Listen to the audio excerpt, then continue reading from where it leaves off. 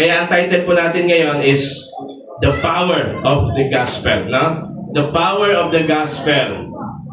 Tatlong bagay ang tatandaan natin sa umaga po na ito. Number one is the Gospel came from God. Number two, the Gospel centers on Christ and fulfills in Scripture. Number three, the Gospel changes lives. Okay? Tatlong bagay po yan. Amen ba? I have 15 minutes para i-discuss. Okay, madulog. Amen ba? Medyo mainit na po ngayon, no? Pero hopefully po na mapakinggan po natin ng maayos. Tayo po muna sandaling manalangin. Aming Diyos na dakila, muli Panginoon, tinataas namin sa inyo ang pag-aaral na ito. Dalangin ko po, O Diyos, na hindi lang po ito information, but Lord, a revelation from you that leads us to transformation. Mabago yung aming buhay, Panginoon. Lord, give us strength and joy to listen carefully, actively, Panginoon. May your Holy Spirit, O God, tumulong sa amin upang malawaan namin ito.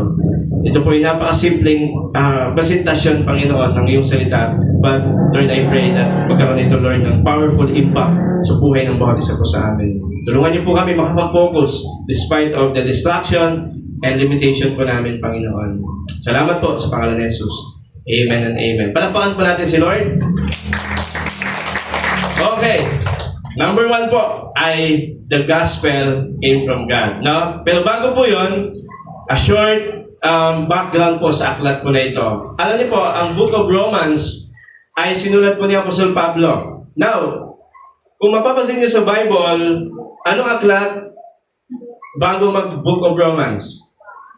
Acts, no? Kung mapapansin niyo po, ang Acts po, doon sa dulo, dinala na po si Pablo sa Romans, no? Siya po ay kinulong doon, pero makita natin na pinalaya din po siya. No? Actually, 2 to 3 times siyang pinalaya. Pero, ang aklat po na ito ay hindi po siya kalugtong talaga doon sa Book of Acts. Ito po ay naisulat during the time of Paul in Corinth. No? Nung nandun po si Pablo sa Corinto, doon niya po ito naisulat. Now, ang aklat po na ito, probably, no, naisulat po siya AD 57 to 58 po. Hindi po nakarating si Pablo dito sa Roma, no? Kaya yung mga sinulatan niya ay hindi niya talaga personally nakilala. Pero marami siyang makakakilala dito kasi marami po siyang na-shout out dito sa bandang dulo ng aklat. Sa Romans chapter 16, may mga sinout out po siya, no? Siguro nag-live siya, tapos shout out dyan sa mga taga-Roma. Okay, wala naman siya, wala. Of course, wala lang po live dati, no?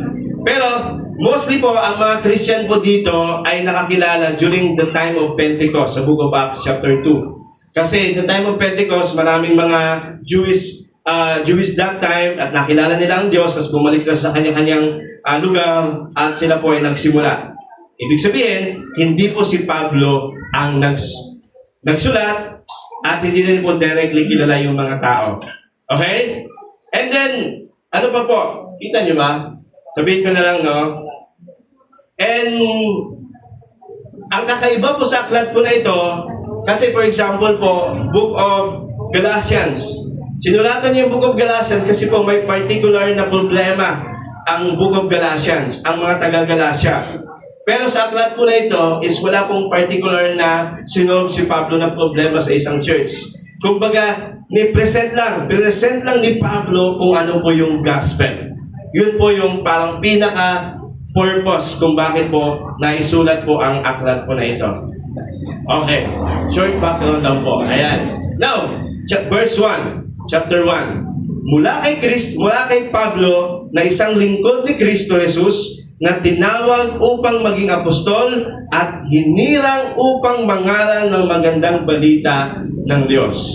Notice the word po, si Pablo ay tinuring niya pong sarili niya na lingkod ng Diyos or doulos, alipin. No? Hindi siya nagmayabang kung sino siya. Kasi wala naman tayong dapat ipagmayabang sa harapan po ng Panginoon. At siya po ay apostol. Ibig sabihin ng apostol po ay pinadala, send out people. And notice the word, upang mangaral ng magandang balita ng ano? Ng ng Diyos. Ibig sabihin, ang mabuting balita na ito ay galing po sa Diyos. Kaya ang sabi natin kanina, the gospel came from God. Hindi po ito gospel ni Paul. Hindi po ito gospel ng church. Hindi po ito gospel ni Pastor John Maps, no? Ito po ay gospel ng Diyos. Ang ibig sabihin, ang Diyos po ang author ng gospel na ito. Ibig sabihin, ang gospel po ay ang Diyos po ang nagplano po nito. Siya po ang initiator po nito. Kaya, ano ibig sabihin nun, Pastor? Na siya sa Diyos nanggaling. Kasi po, maraming kumakalat na iba-ibang gospel. Ngayon, meron tinatawag na prosperity gospel. At yung mga ibang gospel, no, walang bisa yun, walang kapangyarihan yon kumpara sa totoong gospel. Kasi po, meron lang pong nag-iisang gospel. Nalala ko po sa napanood ko sa Facebook, no, merong isang parang video, sabi niya, hindi lang 4 ang gospel, kundi 5 ang gospel. Napanood niyo ba yun? Kasi ang tutukoy niya yung gospel of Matthew, Mark, Luke, and John. Tapos yung pang-5 ay yung buhay po natin. Yun daw po yung gospel. Pero, gets ko naman siya na tutukoy niya doon kung paano natin represent yung gospel. Yun yung pang-5 gospel. Pero sa madaling salita po, there is only one gospel. Isa lang po ang gospel. Ang gospel na ito ay galing po sa ating Panginoon. Notice the word po. Ang magandang balita na ito ay pinangako niya nung una pa lang. From the book of Genesis pa lang, ay pinahayag na po ito ng Panginoon. Sabi nga ni Pablo po, ganito ang sabi ni Pablo, before the foundation of the world, inisip na daw po tayo ng Diyos. Bago pa daw likhain ang Panginoon, ng Panginoon ang buong mundo. Ano po yon? Para sa akin, mind-boggling po yon. Ang hirap pong alukin po yung bagay na yon. Inisip ka na ng Diyos bago palikhain ang mundo na ito. Inisip ka na ng Diyos yung kaligtasan mo bago palikhain ang mundo na ito. Is mind-boggling po yun. Mahirap unawain. Pero, yun po yung nangyari.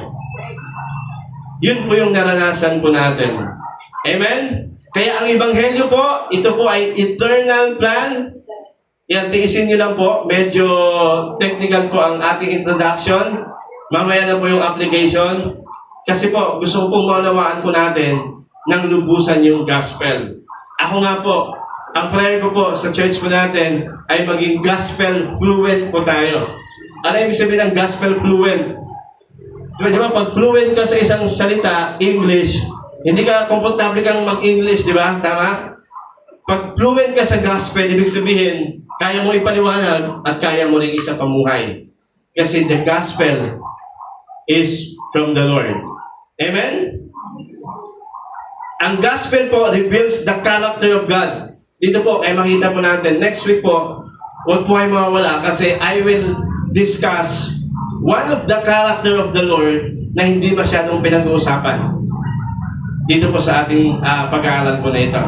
Okay? Pero, ang gospel ay hindi po galing sa tao. Marami nag-iisip, tayo ang lumapit sa Diyos. Tayo ang kumilala sa Panginoon. That exactly opposite po. Ang Diyos po ang unang lumapit sa atin. Tayo po, ang Diyos po ang humanap po sa atin. Hindi tao ang naghanap sa Diyos. Hindi tao ang gumawa ng solusyon para iligtas po tayo. Okay? Ako po, once upon a time, napunta po ako sa church through a friend. Punta ako sa church. And that is the plan of God. That was the si Lord po ang nag-initiate po ng bagay po na yon. Kung paano tayo nakakilala po sa Panginoon. Amen po ba? The gospel is from God. Hindi po ito gawa-gawa ng tao. Pangalawa po.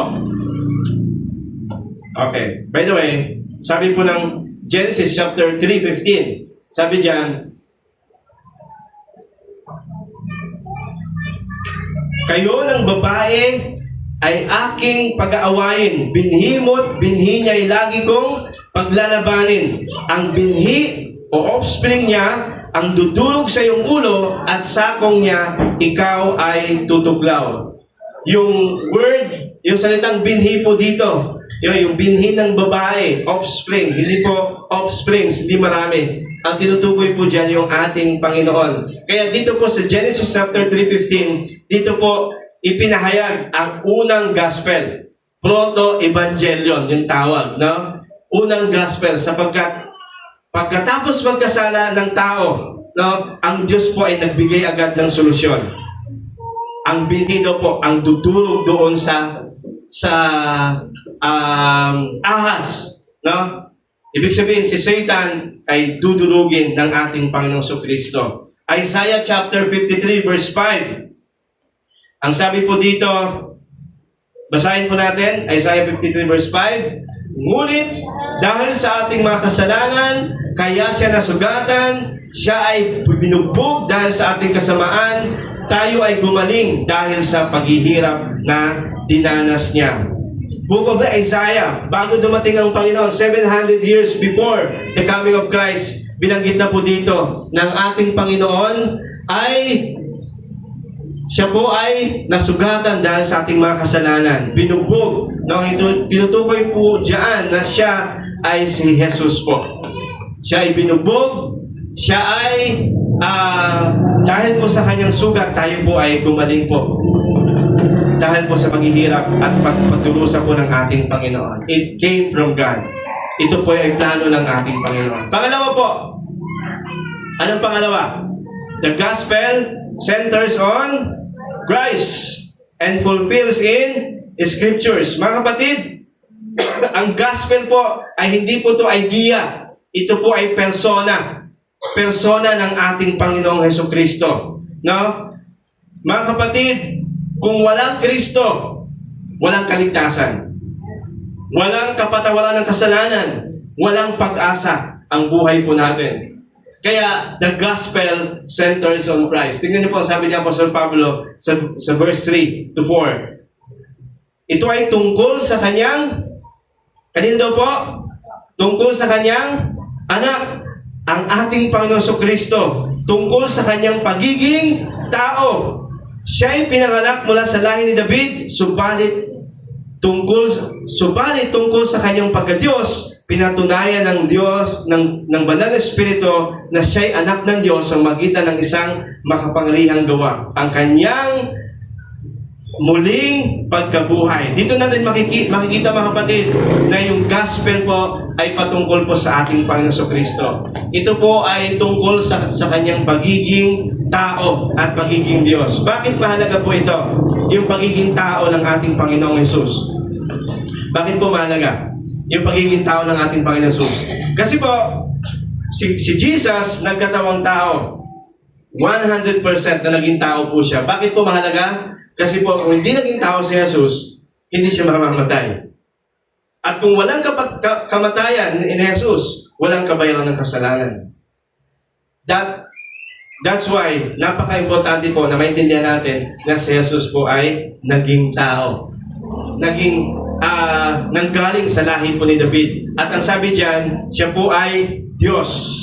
No? Siya ay Diyos. Paano natin malalaman na siya po ay Diyos? Paano natin malalaman na si Jesus ay tao? No, siya po ay namatay. Paano natin malalaman na si Jesus na siya ay Diyos? Muli po siyang nabuhay. Kasi po, maraming tao sa history nag-proclaim na sila ang Diyos. Sila ay tagapagligtas. Pero ang si Jesus lang ang namatay at muli pong nabuhay. Sa madaling salita, yung ating pag-asa ng ating pananampalataya po ay nakaangkla po sa napakatibay na katotohanan na si Jesus ay tao at siya po ay Diyos. Amen po ba? Now, bakit ito mahalaga? Sabi ko nga po sa inyo kanina, there's a lot of other gospel today. Maraming self-centered preaching po today. No? Now, I praise God po sa mga pastors po na motivational and inspirational, nakaka-motivate po ng espiritu, ng emosyon pag nagpipreach. I praise God, pero the gospel is not all about inspiration and motivation. The gospel is all about Christ. Knowing Christ at kung ano po yung ginawa po niya. Kaya kung wala si Christ, kung mamomotivate lang tayo sa buhay na ito, ma-hype lang tayo sa mga mensahe na napapakinggan natin sa online, bali wala po yun. Kasi hindi po yan matibay na pundasyon ng ating pananampalataya. Amen? Amen ba? Parang tahimik kayo ah. Mukhang seryoso yung ating pinag-uusapan ah. Kaya po, no, ngayon, pag hindi si Kristo ang sentro, nawawala ang tunay na ebanghelyo. Kasi ito po ang concern ko po, no, marami tayong napapakinggan sa online, pero ang pinaka dapat nating i-notice po, kung ang pinapahayag ba nung nagtuturo ay ang ating Panginoon sa Kristo. Kung wala po, moral lecture lang, pagiging mabuti, pagiging mabait, pagiging successful lang, hindi po yan ang gospel. Pero pag si Kristo po ay merong totoong kaligtasan, kapangyarihan at pag-asa ng ating buhay. Amen? Ang ebanghelyo ay hindi tungkol sa kung ano ang kaya mong gawin para sa Diyos.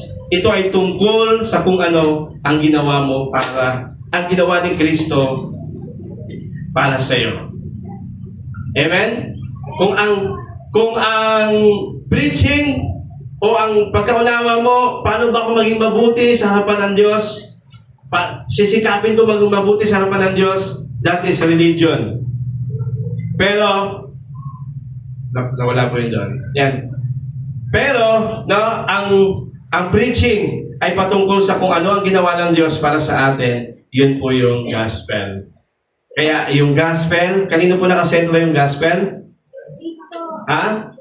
Kay Kristo. Parang isa lang nakaintindi. Kanino po nakasentro yung gospel? Kay Jesus. Okay? Sino dito? Ito po, illustration, para mabuhayan kayo. Sino po dito mahilig sa movie? Ha? O sino po dito mahilig sa movie? Wala po. Sulado din yan, mahilig sa movie. No? Wala akong may ibang maisip na movie. No? Pero ito, favorite movie ko ito yung PK. Sino ba nakapanood ng PK? Wala din po. Yung Alien. Yun. Maganda to. Very, paborito ko tong, artista na to, si America, no? Yung bida sa Three Idiots, or marami palabas yan. Pero, gusto ko lang i-illustrate po yung movie. Pag ang movie po, pag hinihintay natin yung movie bago ipalabas, anong meron? Trailer. Ano pa po? Preview. Interview. No? Doon sa mga cast ng movie. No? Pero, kung ang hinihintay natin ay trailer lang, no? Trailer lang, hindi pa natin naunawaan kung ano talaga yung pinaka-movie, is baliwala po yun. Kailangan po yung movie mapanood natin para maintindihan po natin. Tama ba? Now, sa gospel, yung pagdating ng ating Panginoon Kristo, doon sa Old Testament, kapayagan, yung Passover, yung pagliligtas ng Diyos sa Exodus, yung mga offering nila sa Leviticus, no? Yan po ay trailer lang, preview lang, doon sa darating po na main event and movie. Okay? Kasi ang main character po ay ang ating Panginoon Kristo. At na-highlight po yun, pinalabas po yun, noong si Jesus po ay dumating at namatay po sa cross. Amen? Kaya ang buong Old Testament po ay paghahanda lang siya sa pagdating ng ating Panginoon Kristo.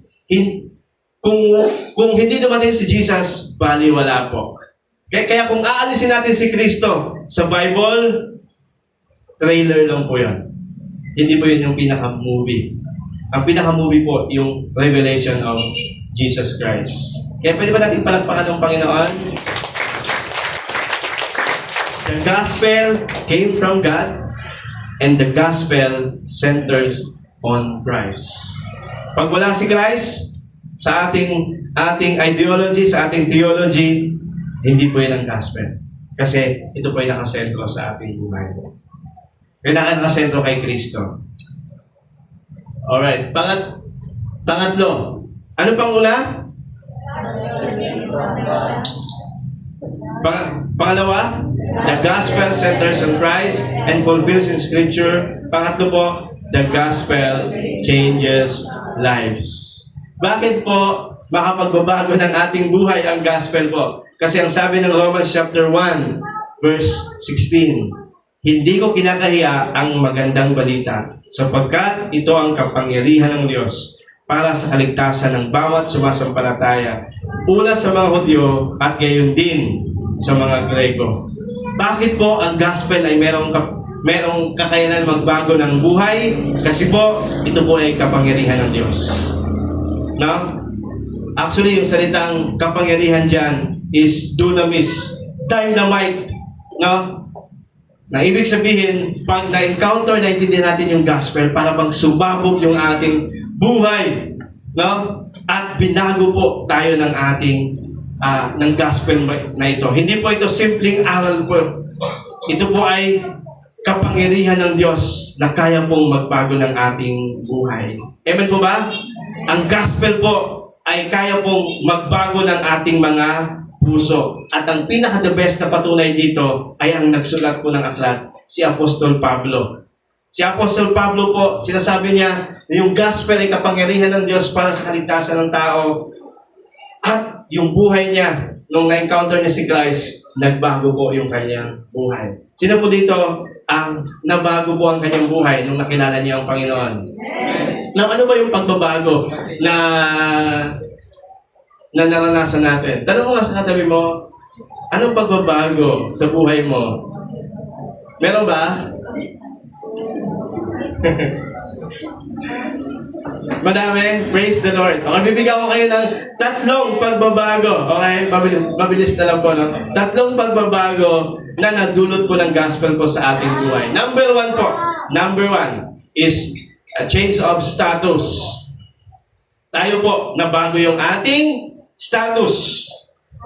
Sabi ng verse 7, sa inyong lahat na nasa Roma, mga minamahal ng Diyos at tinawag upang maging banal or saints, sumainyo nawa ang pagpapalat at kapayapaan mula sa Diyos na ating Ama sa Panginoong Jesus, sa Panginoong Kristo.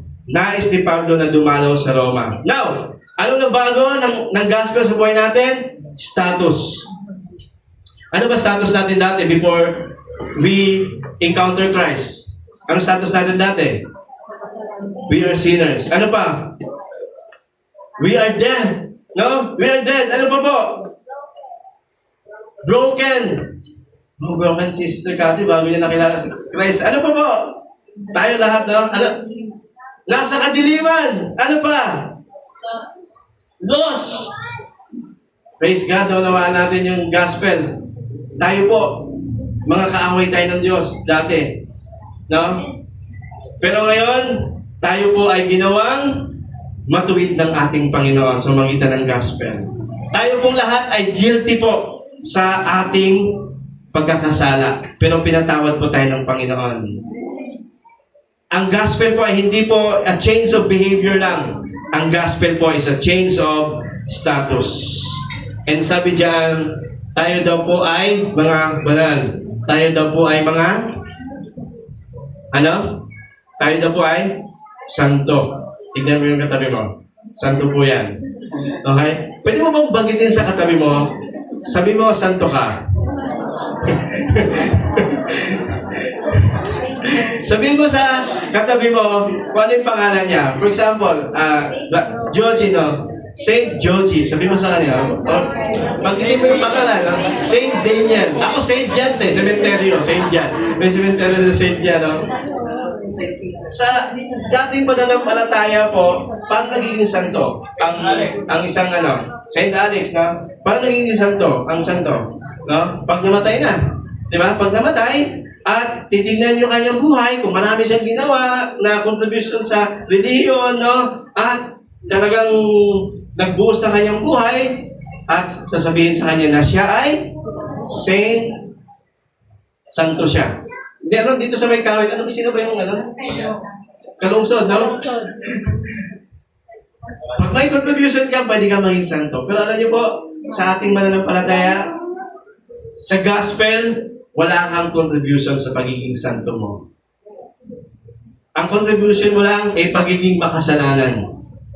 pero tinawag ka ng Diyos na santo. Pwede ba natin palakpakan si Lord? We are saved. Santo po tayo na nagkakasala occasionally. No? We are saints who occasionally sin. Ang Kristiyano po ay pinabanal ng Diyos, ng ating Panginoon. Nagkakasala pero hindi nagpapatuloy sa pagkakasala. Bakit? Tayo po ay mga santo. Actually, maraming binanggit sa Bible na sila po ay santo. Romans, mga Christian sa Romans, sila po ay saint. Sa Corinthians, sabi doon, sa mga pinabanal, sa mga saint sa Corinthians, alam niyo ba ang Corinthians? Napakagulo ng simbahan doon. Titigas ng ulo, pero tinawag po silang saint ng Bible. Why? Because naging santo tayo dahil sa gospel, dahil sa ginawa ng ating Panginoon. Amen? Ano pa po? Ano pang binago sa atin ng Panginoon? Pangalawa po is a change of identity. Sabi ng 2 Corinthians 5:17, kaya't kung nakipag-isa na kay Kristo isang tao, isa na siyang bagong nilalang. Wala nang dati niyang pagkatao, sa halip ito ay napalitan na ng bago. Amen po ba? Not just change of status, but change of identity. Ano mo pinagkaiba yung dalawa na yung pastor? Yung change of status, legally. No, you are legally accepted to God. You are righteous. You are positionally righteous before the Lord. Pag tinignan ka ng Diyos, hindi na nagbabago yon. Hindi na nagbabago yung posisyon mo sa Diyos. Katanggap-tanggap ka na sa Panginoon. Pagpunta ka sa langit, pag humarap ka doon, bakit ka papasok dito? Kasi you are legally, positionally righteous because of the righteousness of Christ. But, the other thing, we are changed in our identity, yung ating pagkatao. Ito naman po, yung ongoing process ng ating Panginoon. No? We are changed from glory to glory. Kaya dapat nating tandaan mga kapatid, na tayo po ay mga bagong nilalang, binago ng Panginoon, patuloy na binabago ng Diyos. Amen po ba? Kung dati, sobrang magagalitin mo at mahilig ka makipag-away, konting ano lang sa'yo. Di ba? Pero ngayon, hindi na ganon. Amen? Tama ba? Banayad ka ng magalit. Dati, wala na naman dito. No? Dati, mahilig tayo sa chismis, gossiper tayo, pero ngayon, we are gossiper of the gospel of Christ. Amen po ba? Dati, sa mga kabataan, sumasagot tayo sa magulang. Ganun pa rin, sumasagot pa rin tayo. Pero, una sa lahat, bago tayo sumasagot, nakikinig muna tayo sa magulang. At merong respeto. Amen po ba? Parang may doubt yung mga magulang. Don't worry, no? Binabago tayo ng Panginoon on the process. Let us help one another para patuloy tayong baguhin ang ating Panginoon. Ano ba po? Dati, puro tayo negative. Negatibo pa lagi tayo mag-isip, no? Gira na sa Israel. Babalik na ba si Lord? Magugulang na ba ang mundo? Di ba? Tatago na lang ako. Parang gano'n, di ba? Okay naman. Di ba? Dumilim na ng konti. Dilim ng buhay ko. Di ba? Masyado tayo negatibo. Ngayon po, hindi na tayo masyadong negatibo. Tama po ba? Hindi na tayo reklamador. Hindi na tayo palagi nagko-complain. Amen po ba? Patuloy tayong binabago ng ating Panginoon. And lastly po is yung ating passion. By the way, tingnan mo nga sa katabi. Tingnan mo nga katabi mo. Binabago ba siya ni Lord? Amen. Praise the Lord. Tingnan mo yung katabi mo. Sino naging kamukha niya? Sino naging kamukha niya? Ayan. Si Christ, di ba? Praise the Lord. Pangatlo po is passion. Passion.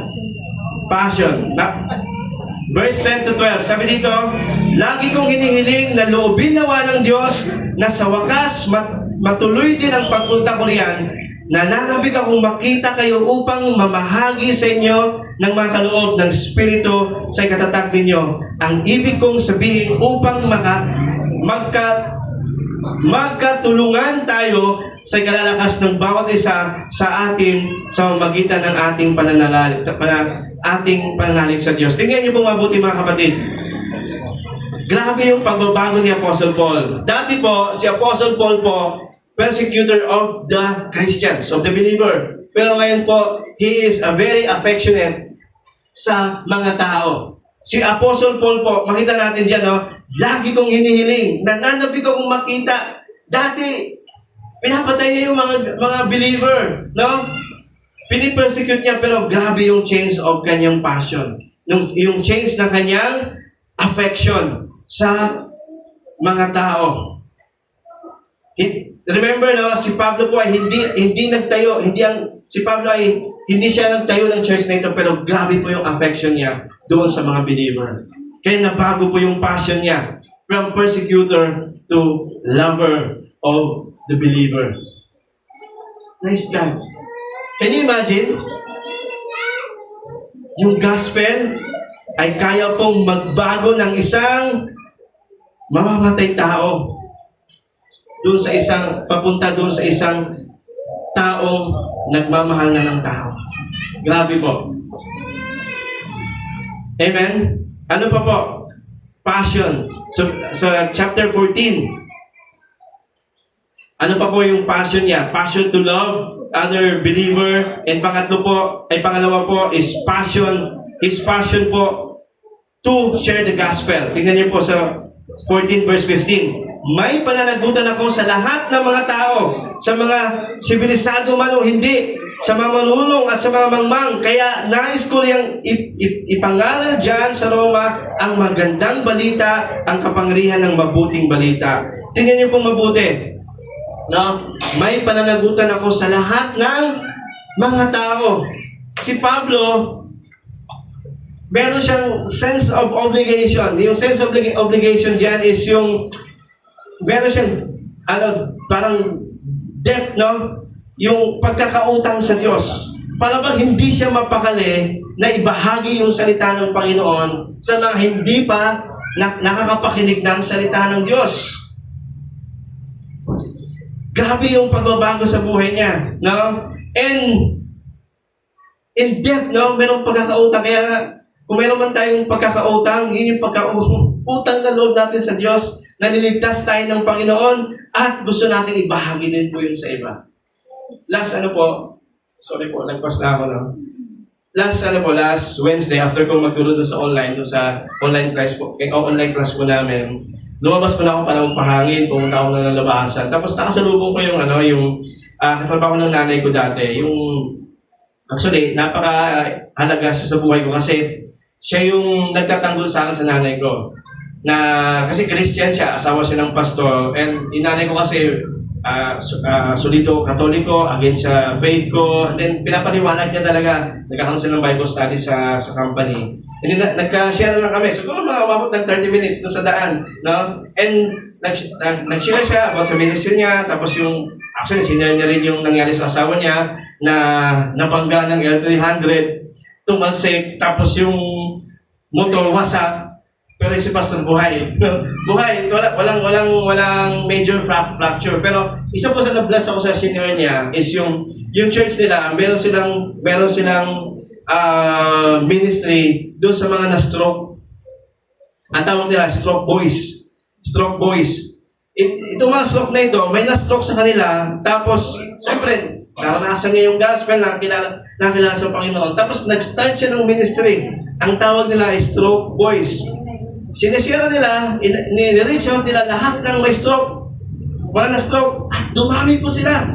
Nag-gather po sila, malaking tulong kasi alam niyo po, yung kwento ko last time, no? May kakilala ko na stroke, pagkausap ko po, minsan umiiyak siya, tapos hindi ko alam sasabihin. Honestly, hindi ko alam sasabihin. Nakikinig na lang ako. No? Pero napakaganda ng ministry kasi na-stroke sila, alam nila yung pinagdadaanan nila, sila nag-encourage. At ito pang pinakapatindi. No? Humahayo po sila. Humahayo po sila para mag-share ng gospel doon sa mga may stroke. At kahit po hindi po na-stroke. Kaya dito natin maintindihan, no? Pag ang passion natin, si Christ, despite of our limitation, ating condition, talagang gagawin at susunod tayo sa Panginoon, si-share tayo ng gospel. Tama ba?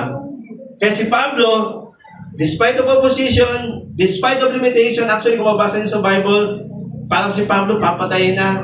Napakadaming pagkakataon na patayin siya pero tuloy-tuloy pa rin. And that is passion. That is passion. Amen?